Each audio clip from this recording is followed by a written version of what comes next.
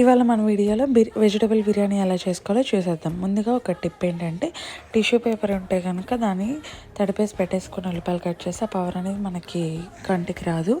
అలాగే ఇప్పుడు cooker pan పెట్టేసుకొని దాంట్లో ఆయిల్ ఆర్ బటర్ వేసేసుకొని దానిలో ఆనియన్స్ ఫ్రై చేసేసుకొని బిర్యానీ దినుసులతో పాటు నేనైతే ఇక్కడ వాడిన వెజిటబుల్స్ ఏంటంటే అవి క్యారెట్, బంగాళదుంప, capsicum, mushrooms and meal maker వేసి బాగా ఫ్రై చేసేసాను.